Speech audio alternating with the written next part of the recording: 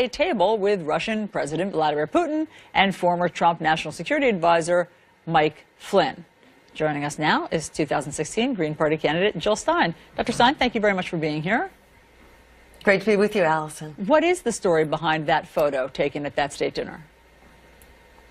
The story is pretty straightforward. As you mentioned, I was there for a conference basically on international relations and the role of media, attended by the BBC, by the Canadian Broadcasting System, by the state TV networks for India, China, Telesur, many other countries around the world. It was actually a very interesting conference, and it's all up on the web. You can see exactly what went on. The dinner was really a formality. I was seated at the table with other diplomats, basically, from China, not China, from Germany and from the Czech Republic. And when Vladimir Putin came in very late in the dinner, he was accompanied by 3 or 4 men who I assumed were his bodyguards. I later learned they were not his bodyguards, they were his inner circle, but you never would have known because no one was introduced to anyone. There was no translator. I was able to talk only to the gentleman to my right. The German diplomat was the only person in earshot who spoke English. So, you know, no introductions made. Vladimir Putin went around the table at lightning speed before he left and quickly shook everybody's hand, but no names were exchanged, no words, and that was about it. And so you've it was never really, had any other interactions with Vladimir Putin? That's right, yes. So, nothing in advance and nothing afterwards. Okay, so if it is as innocuous as you've just laid out, why is the Senate Intel Committee investigating you, and have they talked to you and interviewed you? They have not. At this point, they have sent us a letter asking for documents, and we are cooperating with that. I take very seriously the issue of interference in our elections, whether by a foreign government, by gangster networks, by oligarchs, and be they foreign or domestic. You know, I think we ought to have a commission on election integrity that addresses the many aspects of interference in our elections. I think that would go a long way to restore the confidence of the American people in our election process. Do you think that Russia meddled in the 2016 election? You know, I haven't seen the evidence. I would love to see that evidence to know. I think it would be naive to think that they didn't try. Regrettably, this is, you know, this is sort of the norm now. There are actually hundreds of millions of hacks every day just into the state government of Utah, probably because there's a big NSA center there. But, you know, hacking, as we know from the WannaCry ransomware episode, from Equifax and so on, hacking, regrettably, you know, we are in the Wild West of hacking. I agree with the president of Microsoft, who's actually called for an international conference, a Geneva summit on cyber warfare. I think we need some rules of the road that can be applied across the board. Well, when you say that you haven't seen the evidence that Russia hacked or that there was Russian meddling, I mean, I just yesterday spoke to Senator James Lankford, who talked about he's trying to pass legislation, a bipartisan legislation, because he's on the Intel Committee, and the evidence is so overwhelming to him. Let me just read to you what he says here. During the 2016 election, intelligence reports have factually established that Russia hacked presidential campaign accounts, launched cyber attacks against at least 21 state election systems, and attacked a U.S. voting systems software company. So why don't you believe the Intel evidence that's been presented? So, for example, the states of Wisconsin and California have disputed that. They are among those 21 states that have been, you know, alleged to have been hacked. The intelligence agencies themselves said that they assert this. Which means that this is their opinion, that they do not have the actual factual information. If they do, you know, perhaps the Intelligence Committee has seen things that the American public has not. And if that's the case, I think we deserve to see it. You know, when we were in a crisis with the Soviet Union back during the Cuban Missile Crisis, John Kennedy, President Kennedy, declassified the information, and he made public the photographs showing the evidence, because because we were going to the verge of war and in a very hostile state of affairs with the USSR. And so let me just Some have clarify declared what that that we should be going to war now, and I think that that means the American public really needs to be fully informed. Okay, so let's talk about that. So in other words, when the intel community says they have evidence of Russian digital fingerprints on the DNC computers, you want to see the physical Cyrillic letters. I mean, what more do you physically want to see than what they've said has allowed them to conclude that, yes, Russia meddled? So let's start with the fact that our intelligence agencies should be allowed to examine the DNC server. And the DNC refused to allow the FBI to do that. So we're relying on evidence that was obtained by a private security company that doesn't have the greatest reputation, that was under the employment of the DNC. So, you know, I think when matters have become as serious as they are, we really need to rely on the best intelligence that we have, and that has not been put to use yet. And I know the FBI tried to obtain access to that server and was denied. So that, you know, that is an example of where there are just some gaps in the information that I think could be far more persuasive to the American public. And when the stakes are as high as they are right now, we really need to have the best information. From what you've seen out there, do you think that Donald Trump's campaign had inappropriate contacts with Russia? So, to my mind, the question is not only inappropriate contacts, it's, you know, quid pro quo, other forms of influence, vested interests, violation of campaign finance laws, money laundering. I think all of that is really important, and that is in the purview of the committee. And I think the committee should go forward and continue to proceed. There may be information that Mueller has at this point that he has not made public, and to his credit, he is taking care not to sensationalize or to politicize this investigation. But have you seen things, I mean, just that are in the public purview that have caused you concern, that make you think that, yes, there were inappropriate contacts that were not disclosed? So, yes, I think failing to disclose the contacts was a problem, and trying to cover them up was a problem. And then for Donald Trump to have basically fired Comey because he refused to let go of the investigation, including into General Flynn, you know, that is all very much of concern and needs to be pursued. If there wasn't something untoward and inappropriate or illegal going on, why were all these lies told in order to cover it up? And from the point of view of General Flynn alone, we know that he was working for the Turkish government, did not declare that, and was undertaking actions here in the United States on behalf of the Turkish government. And that, you know, is absolutely outrageous. So in summary, you do think that the Mueller investigation and the congressional investigations into the Trump contacts and the Trump campaign are legitimate and should go forward? Absolutely. Yes. Yes. This investigation has a very important and legitimate mission.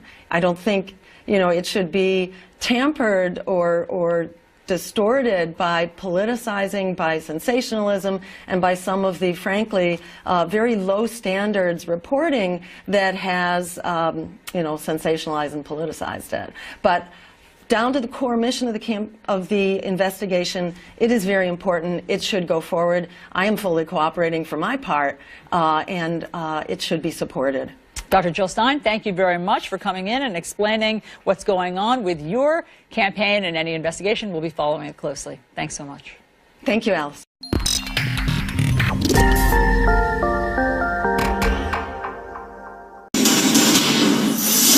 As special counsel Robert Mueller faces growing criticism from Republicans, the top Democrat on the Senate Intel Committee, Senator Mark Warner, has issued a warning to the president. Congress must make clear to the president that firing the special counsel or interfering with his investigation by issuing pardons of essential witnesses is unacceptable and would have immediate and significant consequences. Okay, so here to discuss this and more, we have the top Democrat on the House Intelligence Committee, Congressman Adam Schiff. Good morning, Congressman. Good morning. How are you? I'm well. So the president says he's not considering firing Robert Mueller. His attorney, Ty Cobb, says the president is not going to do this. He calls it a baseless rumor. So do you believe them? Well, I don't rely on them at all because we've seen in the past that the president changes his mind on a dime, sometimes multiple times a day. And if next week he decided to start putting pressure on Mueller again and started tweeting at him, or potentially going after Rod Rosenstein so he could appoint someone more pliable to limit Bob Mueller's scope, then he would have some explanation for his change of heart. So no, I don't think we can rely on this at all. I do think Congress ought to take up legislation to protect Bob Mueller and the investigation. And the spectacle that we're seeing in the House, where members of the House Intelligence Committee and House Judiciary Committee are attacking the FBI, they're attacking Bob Mueller, they're calling the FBI corrupt. All of this, I think, is only encouragement to the president that he can act in ways that would be destructive of our system of justice, and he'll have only too many quiescent partners in the House. But maybe the plan is more subtle than what you think. I mean, maybe it's not getting rid of Rod Rosenstein. Maybe it's not following Bob Mueller. Maybe it's what you're talking about there, that just, chip away at Bob Mueller's reputation by saying things about him so that he stays in place, but when his findings come out, they're tainted somehow. That's unquestionably part of the strategy of some of the House Republicans and the White House and Steve Bannon and their allies. And sadly, it is bearing some fruit. The independence of the Justice Department is being eroded. And we saw that in the release of these private text messages by the Department of Justice, not to Congress, but they went to the press directly to give internal messages of FBI agents during a pending Inspector General investigation. That never happens. So why did it happen? I think it's the Deputy Attorney General is feeling the pressure. And this is, I think, deeply dangerous to the independence of Bob Mueller's investigation. He needs to be allowed to do his work, not be interfered with, not have the Department of Justice violate policies in ways that threaten his investigation. And he needs to make sure that the Attorney General, Deputy Attorney General, needs to make sure that Bob Mueller has the scope to investigate with his charter to protect the American people. You wrote that you wrote this week in an op-ed that you believe that the president is pressing House Republicans to stop their investigation. What's your evidence? Well, he says it almost every day. We see that he intervened with the Senate Republicans, urging them to curtail their investigation. His proxies like Steve Bannon are out on TV saying we need to shut these investigations down. They're not hiding their hand. They're being quite deliberate about it, and unfortunately it's having its desired effect.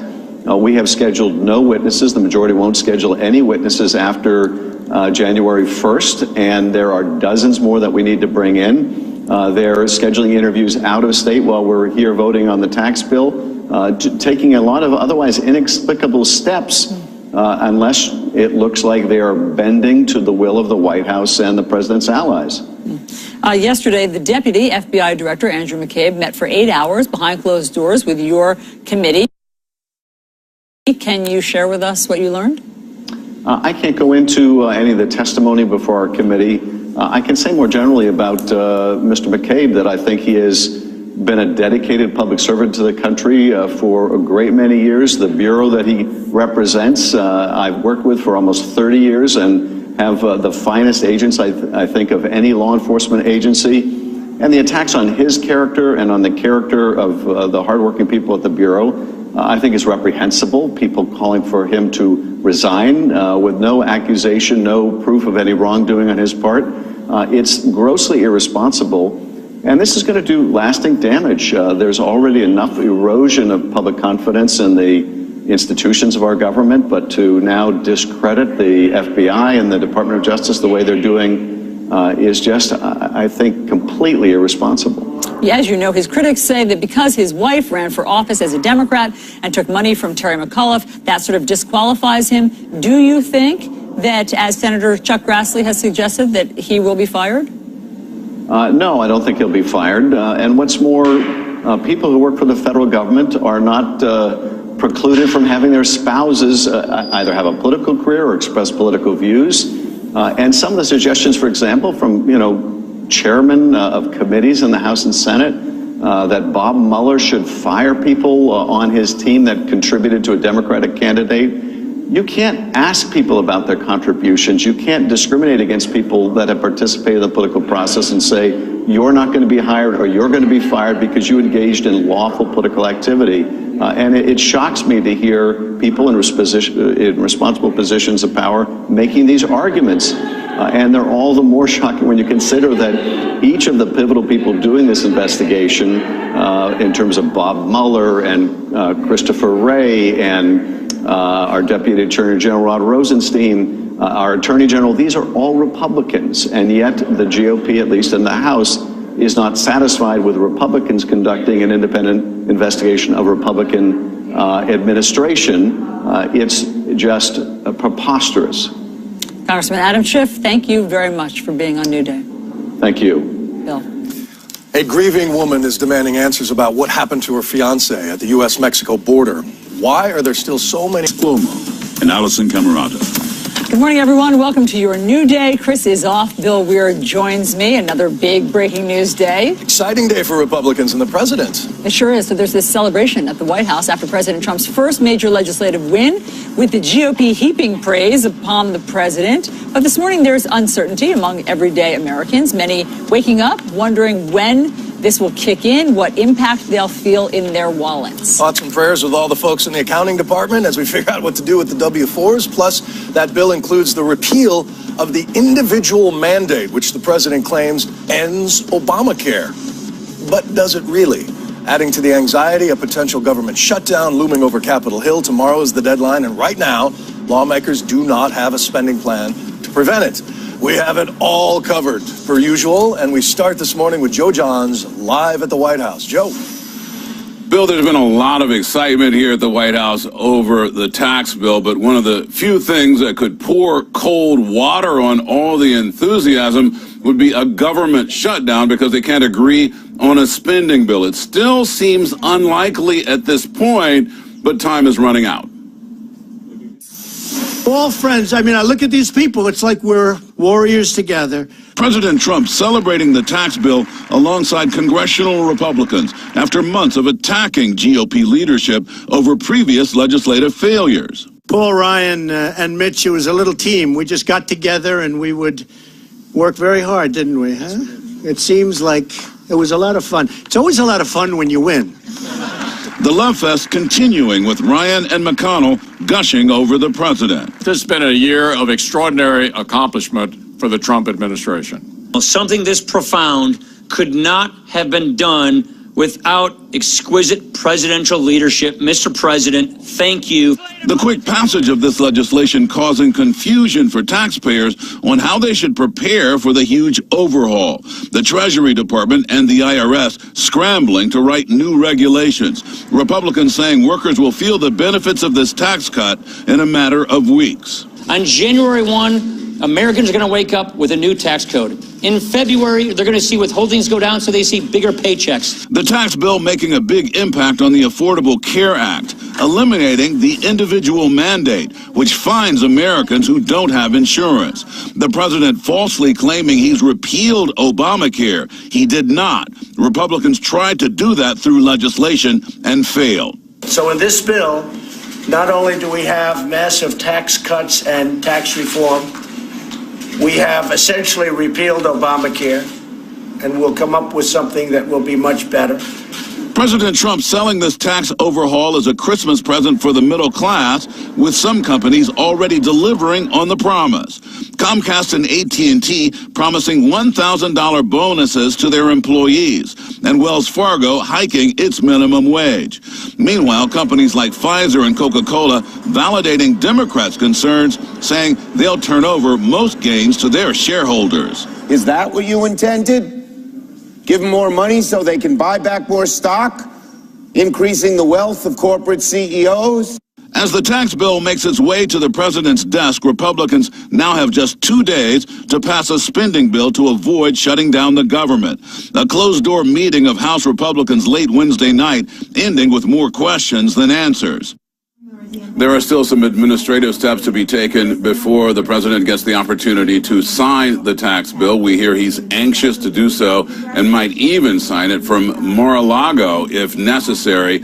Nothing on the president's public schedule right now. The big question, of course, is whether he will hold a customary year-end news conference. We'll get back to you on that. Please do, Joe. Let us know when you have any breaking news on that front. Meanwhile, joining us to discuss all of this, we have CNN political director David Chalian and CNN senior political analyst and senior editor at The Atlantic, Ron Brownstein. Great to see both of you. So, David, let's put up for our viewers what we know is in, what is out. There's so much uncertainty, obviously, for people waking up this morning wondering how their lives have changed. So, you know, the president said that the individual mandate has been repealed from Obamacare, and that means that Obamacare has been repealed, he said. Not true, but here's what it looks like. The individual mandate goes away. This is what comes out. It's effective in 2019. The cost-sharing subsidies that have gotten a lot of attention over the past couple of months, those go away. Here's what stays in. Medicaid expansion, the pre-existing conditions protections, which arguably was one of the most popular provisions, no lifetime cap on benefits, also popular, the subsidies to low and moderate income customers. But is his point taken that if the individual mandate goes away, the rest can't survive for long? Well, there is sort of a house of cards to this a little bit, and so it is a blow to Obamacare. He's wrong that it's repealed, obviously. You just pointed that out. And remember, most people who got coverage under the Affordable Care Act got it through the Medicaid expansion. That's where the largest chunk of Americans were able to get coverage previously unavailable to them. So that is still there, of course. But remember, Allison, what was the point of the individual mandate? Why was it in there? It was to basically force a larger customer base for insurance companies so that insurance companies would buy into this whole process. And if you no longer require everyone to have it, and you only have, older, sicker people with insurance, and no longer are the younger, healthier people who may avoid it forced to get it or required to get it, you start upending the way that the system is built. So it certainly is a blow to the design of the whole system. Yeah, you need younger people in the pool to pay for the older, sickly people. Ron, let's play this soundbite of the president talking about the mandate and how he sort of hid the ball. We didn't want to bring it up. I told people specifically, be quiet with the fake news media because I don't want them talking too much about it, because I didn't know how people would. But now that it's approved, I can say the individual mandate on health care, where you had to pay not to have insurance. Okay, think of that one. You pay not to have insurance. The individual mandate has been repealed. Well, some predictions are that repealing that mandate means premiums for everybody could go up 10%. Yeah. Millions of people could lose insurance there. David, what is Ron, what does this say about the relationship with Congress and him and the discipline they had to get this done? Well, there are a couple of paradoxes here. First, people may not remember, but in 2008, during the primaries, David will remember, Barack Obama opposed the individual mandate. That was the big difference between him and Hillary Clinton. He wanted the system without the mandate. He thought the subsidies would be enough to keep people in the system without it. But in fact, as David noted, I mean, the general consensus, I think, among all health economists is that if you withdraw the mandate, what you lose are some of the younger, healthier people who would not buy coverage without it. And as a result, who are the losers? They are older people with bigger health needs. Well, you know, the Republican coalition is now centered on older white America. A majority of Donald Trump's votes came from white people over 45. And those, particularly in the interior states, which were so important to his victory, will be the big losers in this shift. They are the ones who are most likely to face higher premiums as a result of young people moving out of the system. And I think it is one example of the challenges they will have changing the initial perception of this bill. You know, it's worth noting here here that, in the CNN poll yesterday, the other day, 33% support, lower than we've seen for any other tax cut, lower than we've seen for other tax increases, and significantly lower, I think most relevantly, than the Affordable Care Act itself in the spring of 2000, and where the ACA was, which was the low 40s, contributed to the Republican landslide in the fall of 2010. So Republicans do have a lot of repair work that they need between now and next November to make this bill something other than a weight on their prospects. But David, I think there's something else that we need to talk about that's important in what the president just said. He was trying to keep the information away from the press about the individual mandate. That means away from the American people. Let's be clear. That's how the public gets information about what's going on in Capitol Hill and the White House, through the press. So he didn't want the American public to know that they were losing the individual mandate. So I don't know if you remember, there was an event either last week or the week before. He was in the Roosevelt Room and he hinted at this. He refused to name healthcare, but he said, there's another big policy goal in here. We're really thrilled with this other thing in here that shall not be named. And it was clear he was talking about healthcare. And at that moment, it was astonishing to me that just plainly on camera, the President of the United States was refusing to name and talk about something he believed was a huge achievement he was pushing for, but did not want the American people to know about it or focus on it. He just wanted it to happen. And then he admitted as such yesterday in the cabinet room. It is odd to hear the president simply say, I didn't want you all to know that this was happening, but I'm so happy it happened. Yeah, it's troubling. I mean, it's troubling to hear the president in his own words say, we didn't want the public to know this, we wanted to sneak it through. Now, that said, it was a very poorly kept secret. We've been reporting on it for weeks that the individual mandate was in there, but still, you saw how gleeful he was that he was able to try to keep it from the public. Allison, I think, also it was reflective of the entire process, what a closed circle this was. I mean, people, to understand how extraordinary this was, just remember, Ronald Reagan had 24 Democratic senators and 113 in the House vote for his tax cut. George W. Bush had 12 Democratic senators, 28 in the House. Not a single Democrat in either chamber voted for this bill or was even really involved at any point in negotiating it. Same thing with kind of outside expert advice. There is no independent economic analysis that concludes anything like what the administration is claiming for the bill. The Penn-Wharton business model, Wharton, which Donald Trump, touts now and then, says it will increase the debt by $2 trillion through 2027 and increase economic growth by 0.1% annually. Goldman Sachs just put out a projection that it might actually slow economic growth after 2020 because of the increased debt that will be taken on. This was a process, as Jim Tankersley quoted in the New York Times the other day, of Republicans essentially walling themselves off from any outside view to pass this bill solely with Republican votes in a way that is tilted toward Republican constituencies. It still imposes burdens on Democratic constituencies, particularly in blue states, through the way it revokes, limits federal deductibility of state and local taxes. I mean, this is a very closed circle, and as I said, it underscores it's a big policy victory, no question. It is an even bigger political gamble. As non-democracy leaders around the world, non-democratic leaders, it's amazing what you can get done when you don't care about public opinion. But speaking of that, our newest polls, David, which party are you most likely to vote for in next year's midterm election? The Democrats, 56, GOP, 38%. Yeah, that 18-point spread there in our latest poll is huge. I mean, that is a huge warning sign for Republicans that a potential Democratic wave is building. We haven't seen a spread like that in nearly 2 decades. And if you go inside, you also see how independents are driving a huge part of this. This is a big part of the pieces of the coalition that elected Donald Trump. Remember, independents were part of that for him back in November 2016. They have so drastically peeled away from him throughout this year. It is going to be very difficult for them to try to win them back throughout this year, but that's going to be mission number one, because these independent voters live in a lot, as Ron will tell you, a lot of these suburban districts where many of these competitive House races are taking place, and they're upside down 15 points right now on the generic congressional ballot among independents.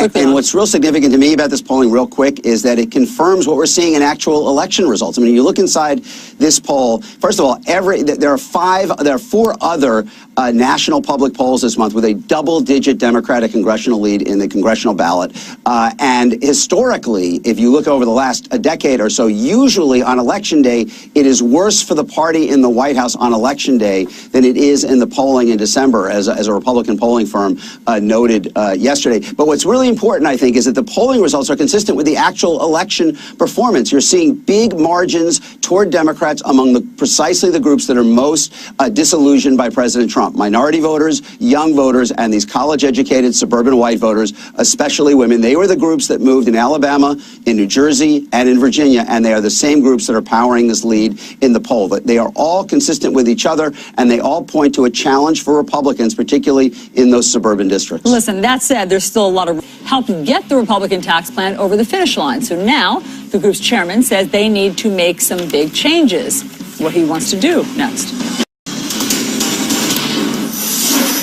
As the end of 2017 approaches, could we see the president hold one last press conference before 2018? It's a tradition many former commanders-in-chief have held, and so far there has been no public events on the schedule. But today, let's talk about it with CNN senior media correspondent Brian Stelter. Morning, Brian, and media analyst Bill Carter. Morning. Gentlemen, good to be with you. What do you think, Brian? Tradition? You said this is traditional? Tradition. There's no Presidents such thing. traditionally do this? You know how traditional President Trump is. That's the only reason why I doubt there will be a press conference. I actually think there will be today. The president's feeling very good, very confident in the wake of yesterday's tax event. So it's a great reason for him to come out and speak and tout what he says are his accomplishments for the year. Yeah, so, go ahead. However, he tends to enjoy adulation more than interrogation. There is that. Yes. So it'd be interesting to see. He obviously is feeling very puffed up, but the questions will not only be about, oh, this is great for you. There'll be all kinds of other questions that he may not want to have. But could have Roy Moore, could have Russia, could have sexual harassment. Yeah, I think his lawyers may be advising him not to go ahead and do one of these press conferences. But normally, you think about the visual at the end of the year, not just President Obama, past presidents as well, would come out. They would have a formal press conference, usually in the afternoon, usually on all the major networks. So everybody has a chance to see the president before they head off for Christmas. But President Trump, of course, is different. For 6 months, his presidency has been defined by 2 kinds of press appearances. Either the shouted question when he's walking to Marine One, reporters try to shout a question, he might answer a few, or it's a friendly interview on Fox News, not with a journalist, but with a supporter of his. Those have been his 2 types of main press appearances. He does not sit down for interviews with major networks, really ever since Mueller was appointed. He doesn't give interviews to major networks, and he doesn't hold those kind of traditional press conferences. The last one, the sort of kind of last one like we might see today, it was in the lobby at Trump Tower when he famously talked about Charlottesville in that very ugly way back in August. Right, so those sometimes go off the rails. We might have a montage of some of the memorable moments of there have been some interactions, so let us play this. Okay, sit down. I understand the rest of your question. So here's the story, folks. Number one, I am the least anti-Semitic person that you've ever seen in your entire life. Number two, racism. The least racist person. I'm really not a bad person, by the way. No, but the tone is such. I do get good ratings, you have to admit that. I'm not ranting and raving. I'm just telling you, you're dishonest people. But I'm not ranting and raving. Again, you're going to give her the same one? No, she's not the same lady. Go ahead. They are sitting side by side. We have a lot of blonde women in Finland. I do think there's blame. Yes, I think there's blame on both sides. You look at both sides. I think there's blame on both sides, and I have no doubt about it, and you don't have any doubt about it either. Right. So these don't go as planned. Yeah. You know? No, and I think he likes that format. He likes the freewheeling. I think he came out of all those feeling like he did great. Right. His aides dread it, but they stand in the background cowering, but he sort of enjoys it. I do think it's kind of interesting. It's also a tradition that on the Super Bowl, the president sits down with the network that's hosting, that would be NBC, and he would probably have to sit down with Lester Holt again, and that did not go well for him. So do we know if he's going to do it? Has he agreed to sit down with NBC? We don't know. We don't know. There's great ratings on Super Bowl Sunday, but the president really has been insulated. He really has avoided those kinds of situations where he might get asked uncomfortable questions about Russia or other subjects. You got to wonder if that's why today is a curiosity. If we lived in a world without Twitter, would he feel more beholden to the old thing? You know, he can vent this way. And by the way, he's going to be in Mar-a-Lago for a week, right? That's when he's at his most loose in himself on Twitter. Most Twittery, I know everyone wants to have a vacation between Christmas and New Year's, but we'll see what he says. So I want to ask you guys about the optics of yesterday's Republican Love Fest right there. Let's roll it. As the president was walking out to greet all the supporters of the bill, he had them arranged neatly on both staircases coming down there, and his hand gestures as he was pointing to Orrin Hatch and all of these folks reminded me of a certain optic, and we know he sets these things. He thinks as a producer of a TV show. This is Rainer Hirsch, a comedic conductor, but I was thinking of Leonard Bernstein, the idea that he is the maestro, that he is the guy pulling all these disparate forces together, but of course Congress is nothing like an orchestra. The first chair tuba player, you know, has to suck up to the conductor, but ultimately answers to us. But who's playing who in this particular case, right? Who's using who? And how will those images be used both for opposition ads and for those running? We've never had as theatrical a president as this guy. He obviously is a performer. That's what he's doing. But the thing with the cabinet and Pence yesterday was so over the top.